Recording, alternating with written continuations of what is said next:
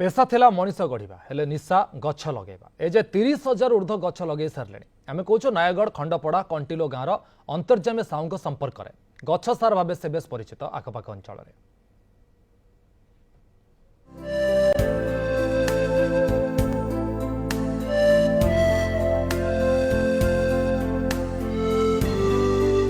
नयागढ़ खंडपड़ा कंटिलो गाँवर अंतर्जामी साहू पेशारे थिले जणे शिक्षक हेले निशा गछ लगाइबा।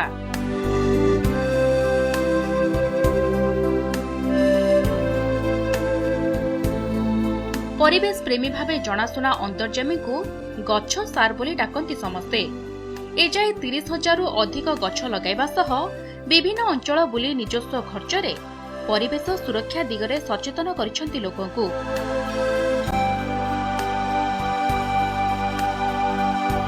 परिणत बयसरे मध्य चलीछि गछ लगा।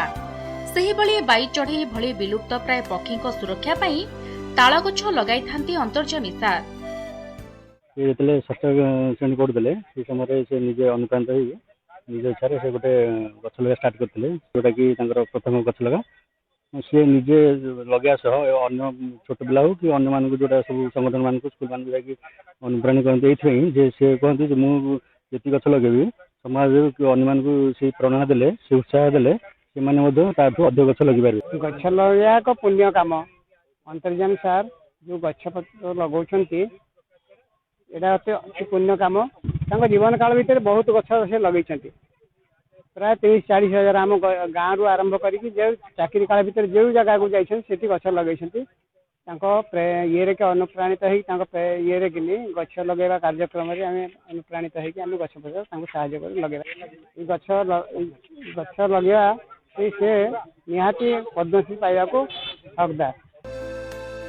परिवेश पई निजको समर्पण करिथिबारु गछ सारंकु विभिन्न आड़ु प्रशंसार सुओ छुटुछि।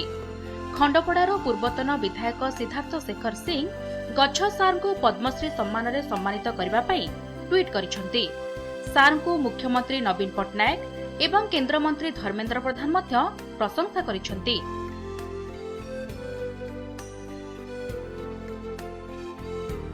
वर्तमान जत वर्ष माननीय प्रधानमंत्री नरेंद्र मोदी पद्मश्री पई लोक मानक सजेशन मागिचंती एवं प्रथम थर पद्मश्री अवार्ड्स को पीपल्स पद्म हिसाब रे ग्रहण करा जाउची। अंतर्जामी साहू जहां को आमे गछ सार बोली डाकू तांको एथिपई नॉमिनेट करा जाऊ तांको चयन करा जाऊ। कंटिलोर गछ सार पालटिछंती ओडिशार गर्व और गौरव।